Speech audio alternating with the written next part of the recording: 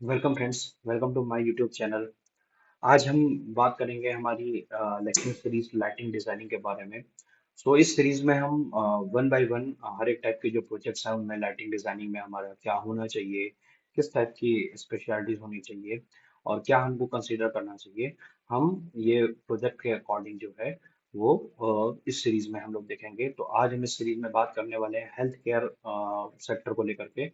तो जो हमारे हॉस्पिटल्स और उनसे जुड़ी हुई रिक्वायरमेंट इसके अंडर में आती है, तो उनमें लाइटिंग डिजाइन किस टाइप की होनी चाहिए, किन फैक्टर को हमको कंसीडर करना चाहिए, किस टाइप की रिक्वायरमेंट में, आज हम उसको वन बाय वन देखेंगे। ओके। फिलहाल हॉस्पिटल अगर हम लाइटिंग की इन जनरल बात करें, तो हॉस्पिटल जो इन्वायरमेंट होता है उसमें कई सारे विजुअल टास्क होते हैं, ठीक है, जिनके लिए हमको एक स्पेसिफिक पर्टिकुलर लाइटिंग रिक्वायरमेंट की नीड होती है। ओके। उस लाइटिंग पे ये मस्ट बी इंश्योर कि ये डिजाइनिंग जो है वो उतना होना चाहिए कि वो एक हाई एफिशिएंसी हो, सेफ्टी हो and the well being of the both medical personnel and patient.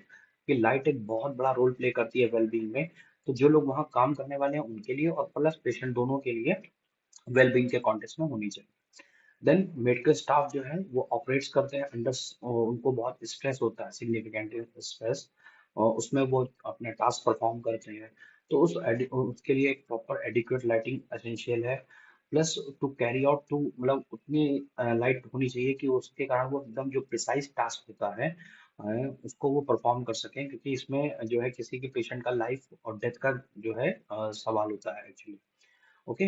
Then same चीज कि अगर हम साइमल्टेनियसली बात करें तो लाइटिंग जो है एक वाइटल रोल प्ले करती है किसी भी पेशेंट के रिकवरी को लेकर के।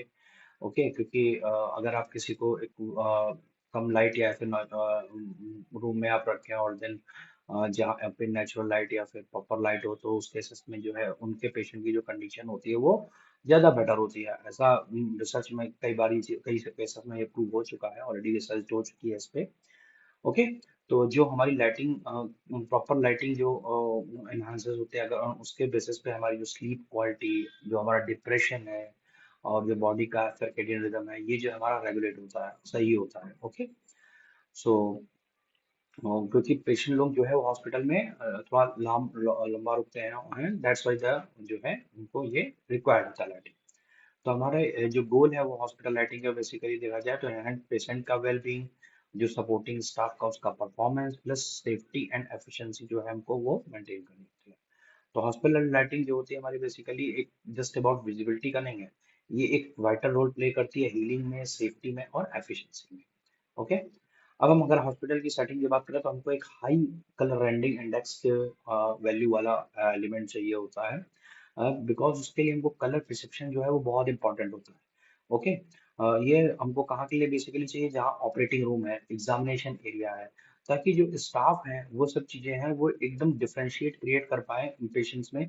उसके जहाँ पे ऑपरेशन होता है, स्किन टोन, टिश्यूज एंड जो फ्लूइड्स हमारे बॉडी से निकलते हैं, तो उनमें डिफरेंशिएट कर पाए। और ये डिफरेंशिएट का इसमें कलर का जो है वो बहुत इंपॉर्टेंट रोल है। तो उसकी सीआरआई जो फैक्टर है वो हमें हाई सीआरआई वाले जो हमारे लुमिनरीज हैं वो हमको यहाँ पे बेसिकली यूज करने चाहिए।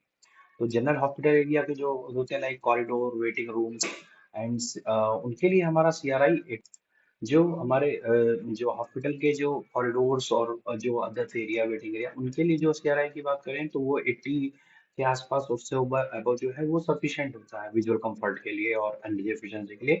बट जहाँ पे हमको परफॉर्म करना होता है एक्यूरेट डायग्नोसिंग के लिए, वहाँ के लिए हमको 90 से ऊपर सीआरआई का जो है वो वैल्यू क्या होता है। Okay. Okay. Then another important parameter is the colour temperature, because colour temperature का भी एक बहुत बड़ा अपना रूल होता है, हर एक कलर का अपना टेम्परेचर होता है। तो आप यहाँ से देख सकते हैं, अगर वार्म लाइट है तो वो 3500 केल्विन तक होता है। नेचुरल व्हाइट लाइट जो है वो 3500 to 500। डे लाइट जैसी व्हाइट लाइट जो होती है 5 to 6 केल्विन। और जो कूल व्हाइट लाइट होती है वो 6 केल्विन से भी 6000 केल्विन से भी जो ज्यादा होती है। ओके। तो जो पेशेंट रूम है उनमें अराउंड 3000 to 3500 न्यूट्रल व्हाइट का हमको यूज करना है। ऑपरेटिंग रूम में 4000 to 5000 उन केल्विन का, और जो कॉरिडोर वेटिंग एरिया उनमें 4000 के आसपास जो है हमको जो है वो रखना होता है। अगर हम बात करें तो ऑपरेटिंग रूम में अगर उसमें एक और ये होता है कि ये कूलर होता है, ब्लूइश लाइट होती है। इससे क्या होता है, विजुअलिटी जो है और अल्टरनेट अलर्टनेस जो है वो स्ट्रांग होती है। और ये इसके कारण थ्रू क्या होता है, जो मेडिकल स्टाफ होता है वो जो डिटेल्स होती हैं उनको वो इजिली देख सकते हैं। इसलिए जो है जो ऑपरेटिंग रूम्स और एग्जाम एरिया है उनमें ये कूलर टेम्परेचर वाली जो लाइन है इनको हम लोग जो है वो प्रिफर करते हैं। Okay, bluish light. ओके, अब हम बात करते हैं डिजाइन फैक्टर्स की, क्योंकि हॉस्पिटल में एक वेरिएशन है, काफी सारी रिक्वायरमेंट है अकॉर्डिंग टू देयर टास्क। तो उनके अकॉर्डिंग हमारा क्या स्टैंडर्ड होना चाहिए और उसके साथ पैरेलली हमारे कौन सी जो अदर टेक्निकल स्पेसिफिकेशन है वो मेंशन होनी चाहिए। तो हम यहाँ पे देख सकते हैं रिसेप्शन से लेकर के वेटिंग एरिया वार्ड तक लेके सबका जो है पैरामीटर लिखा है, प्लस साथ में ही सेकंड कॉलम जो है वो कलर टेम्परेचर को रिप्रेजेंट कर रहा है। और जहाँ पे कहीं पे कुछ स्पेशल रिक्वायरमेंट है देन दे मेंशन। तो वार्ड में जो है वो 200 लक्स होना चाहिए, बट नाइट के केस में हम पूरा डार्क नहीं कर सकते, तो जो 10 लक्स है जो मिनिमम वैल्यू होनी चाहिए 10 लक्स हमारी। तो ये हमको एक जो है देख के चलना पड़ता है कि नाइट के केस में हमारा 10 लक्स और बाकी टाइम पे वो 200 लक्स दिन में हमको वो अचीव हो। ओके, देन सेम हर एक के लिए सेम ऐसे ही सब कुछ हमारा यहाँ पे मेंशन है। एग्जामिनेशन और ट्रीटमेंट के केस में देखिए यहाँ पे स्पेशली मेंशन किया गया कि CRI 9T और कलर टेम्परेचर जो है वो टू 500,000 के का। सेम डर्मेटोलॉजी जो रूम होता है उसमें भी वैल्यू जो है CRI 90 चाहिए ताकि वो स्किन को अच्छे से एग्जामिन कर सके। Same pre operation and recovery room के केस में भी जो है CRI 90 चाहिए। ओके, तो ऐसे ही हमारी सारी रिक्वायरमेंट के अकॉर्डिंग क्या स्टैंडर्ड होना चाहिए, क्या कलर टेम्परेचर की वैल्यू होनी चाहिए जिसके बेसिस पे हम लोग मरीज सेलेक्ट कर सकें, वो मैंने यहाँ मेंशन किया। इसके बाद जो हॉस्पिटल के एक सेक्शन में जिसको हम BOH बोलते हैं, बैक ऑफ हाउस, उन टाइप की रिक्वायरमेंट्स में अगर जो भी हमारी रिक्वायरमेंट आती है उनमें कितना लक्स वैल्यू रिकमेंडेड होना चाहिए वो यहाँ मेंशन है। जैसे कि कोई storage, supply room, loading base receiving area, उनके kitchen, waste management area, other staff locker room, उनमें कितना रिकमेंडेड लक्स होना चाहिए, क्या वैल्यू होनी चाहिए और उनका क्या कलर टेम्परेचर होना चाहिए, वो लमसम यहाँ पे मैंने मेंशन किया। इसके बाद हमारा जो एक्सटीरियर के जो पोर्शन होते हैं लाइक एंट्रेंस पोर्च, प्लस हमारा इमरजेंसी एग्जिट और emergency case, then other wards, तो वहाँ पे कितना होना चाहिए एक्सटीरियर के केस लाइटिंग। इवन बिल्डिंग, यहाँ पे बिल्डिंग फसाड के लिए भी you choose decorative some lighting, but बाकी के लिए कितना होना चाहिए वो मैंने यहाँ पे मेंशन किया है। These are from the course. Okay, अब वन बाय वन देखते हैं। तो ये जो है चूंकि सब प्रोडक्ट बेस्ड, कंपनी बेस्ड, तो कुछ इस तरीके की लाइटिंग जो है वो हम वेटिंग एरिया और रिसेप्शन में यूज कर सकते हैं। तो उस तरीके से यहाँ पे मैंने एक शोकेस दिया हुआ है कि किस किस तरीके की लाइटिंग को हम कहाँ पे यूज किया जा सकता है। तो अगर हम लाइटिंग में हॉस्पिटल रिसेप्शन और वेटिंग एरिया बात करें तो एक क्रूशल रोल प्ले करता है हमारी डिजाइनिंग में, क्योंकि जब भी कोई पर्सन आता है वो सबसे पहले हमारा रिसेप्शन या वेटिंग एरियाज में जाता है। तो उससे क्या होता है, एक फर्स्ट इंप्रेशन क्रिएट करता है जहाँ से हम एक वे फाइंडिंग कहाँ किस तरफ जाना है सपोर्ट, उसमें ये हेल्प करती है लाइटिंग। प्लस इसमें प्रोवाइडिंग कंफर्ट करता है पेशेंट को और जो विजिटर्स आते हैं उनको। तो जो हमारा फर्स्ट इंप्रेशन वाला area that is the waiting area और reception.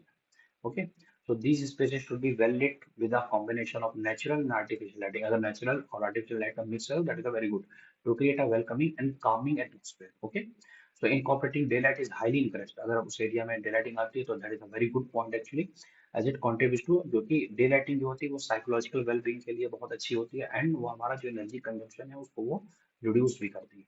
Okay, so overall the lighting strategy should balance aesthetic, functionality and emotional impact to support the diverse need of hospital visitor and for also staff also. Okay, so these are few photographs हम यहाँ पे देख सकते हैं। Something this type का लुमिनरी जो है हमारा इसके रिसेप्शन काउंटर पे इस तरीके का यूज हुआ है already. Then some suspended like, है ना, ये देख सकते हैं वेटिंग के लिए। Plus then some few others like ये रिंग शेप में, then linear, then again, then like this form, है ना। सो इससे जो है हॉस्पिटल का रिसेप्शन जो है वो रेडी था more creative and more aesthetically, इस तरीके से हम डिजाइन कर सकते हैं। इसके बाद सेकंड सेक्शन बचेगा कॉरिडोर जो सर्कुलेशन एरिया होते हैं। तो कॉरिडोर और सर्कुलेशन एरिया इसलिए एसेंशियल होते हैं इंश्योरेंस सेफ्टी, क्योंकि वो हमको एक तरीके से नेविगेशन के लिए सपोर्ट करते हैं कि किस तरफ हमारा बेस और ये कॉरिडोर जो है वो मूव कर रहे हैं। तो उस केसेस में और वो एक का काम एंड प्रोफेशनल एनवायरनमेंट भी प्रेजेंट के सिनेरियो में जो है वो क्रिएट करते हैं। तो ये जो स्पेसेस है इनको एक यूनिफॉर्म इल्यूमिनेटेड लेवल चाहिए होता है विद द जो रिकमेंडेड इल्यूमिनेंस लेवल है वो 100 टू 200 लक्स होता है। ओके, क्योंकि ये एक सेफ मूवमेंट और जो हमको ले जाने के लिए और विजिबिलिटी जो है वो क्रिएट करता है। तो यहाँ पे एक यूनिफॉर्म जो है होना इम्पोर्टेंट है कि एक ऐसा ना हो कि कहीं डार्क हो और कहीं पे इट्स फुल ब्राइट। तो ये चीज हमें कॉरिडोर के सर्कुलेशन के टाइम पे हमको थोड़ा ध्यान रखना पड़ेगा। अगर डे लाइटिंग हो रहा है that is the best point, अगर मिक्स विद डे लाइटिंग हम कर रहे हैं तो that is the best thing. Okay, then the another important thing कि एग्जिट का जो साइन है वो क्लियरली विजिबल होना चाहिए हमारे कॉरिडोर में। एग्जिट साइन की जो लाइट्स होती हैं वो हमारा प्योरली इग्रेस ट्रेवल डायरेक्शन किस तरफ है, एग्जिट और पाथ, वो जो है हमारा एग्जैक्टली जो हमको दिखना चाहिए। Okay, that is the best point जो सिंबल है। तो ये कुछ एग्जांपल के लिए जो लाइट है किस किस टाइप की हो सकती है और जो हमको प्लेस करनी होती है। तो आप यहाँ देख सकते हैं एग्जिट को लेकर के यहाँ पे जूम करके आपको दिखेगा समथिंग, तो सिंबल मैंने मेंशन किया है। ओके, एक बार जूम करके मैं आपको शो करता हूँ। या दिस इज इस कॉरिडोर से डायरेक्टली जो है वो एग्जिट का जो सिंबल है वो हमको दिख रहा है। सो ओके, तो कुछ इस तरीके से आप देख सकते हैं कि पूरे कॉरिडोर में एक यूनिफॉर्म लाइट का डिस्ट्रीब्यूशन किया हुआ है। Okay, then after that staff office, तो जो हमारा स्टाफ एरियाज होता है तो उनके लिए हमें विजुअल कंफर्ट और टास्क एफिशिएंसी और एनर्जी परफॉर्मेंस इतना हो सके इसको बेसिस में ध्यान रखते हुए है लाइटिंग डिजाइनिंग करना होता है। तो इसके लिए हम देख सकते हैं पैनल बेस, सीलिंग बेस जो है वो लाइटिंग एक कंफर्टेबल होती है। Okay, efficient. देन सबसे इम्पोर्टेंट चीज walls, patient room, examination room and operation theatre. तो इनके लिए जो है हमारे कई सारी कंपनीज में ऑलरेडी मेडिकल के लिए पैनल ऑलरेडी डिजाइन किए जाते हैं। उनके कुछ स्टैंडर्ड्स भी होते हैं। तो यहाँ पे हम देख सकते हैं 600 बाई 600 के एलईडी पैनल्स हैं और ये जो फिक्सर्स होते हैं वो साइनोसिस ऑब्जर्वेशन इंडेक्स के साथ कंप्लाइंट होगी। सीओआई वैल्यू जो है इसकी वो लेस देन 3.3 होनी चाहिए, COI value. Okay, so so making it ideal for space where accurate skin tone assessment is critical. Okay, तो बेसिकली हम ये देखते हैं यहाँ पे एक अनदर पैरामीटर जो हमारा एक high value colour rendering index CRI जो होता है वो चाहिए होता है, that is about 90। The colour index index is just simple thing कि एक ही स्केल है ना कॉन्सेप्ट ऑफ नेचुरल डेलाइट। क्योंकि आप किसी भी चीज को आप जब डेलाइट में देखते हो तो उसमें सारे हमारे फुल वेवलेंथ के कलर होते हैं तो वो हमको एग्जैक्ट वैसा दिखता है। बट हम उसको जब अलग लाइट में देखते हैं तो उसमें सारे वेवलेंथ के कलर्स नहीं होते, तो हमको वो थोड़ा अलग कलर्स में जो कलर्स की वेवलेंथ अवेलेबल होती है हमारे लाइट में वैसा दिखता है। तो एक वो स्केल है कि वो लमसम वो रियल में कितना परसेंटेज दिखता है, तो that is called the CRI.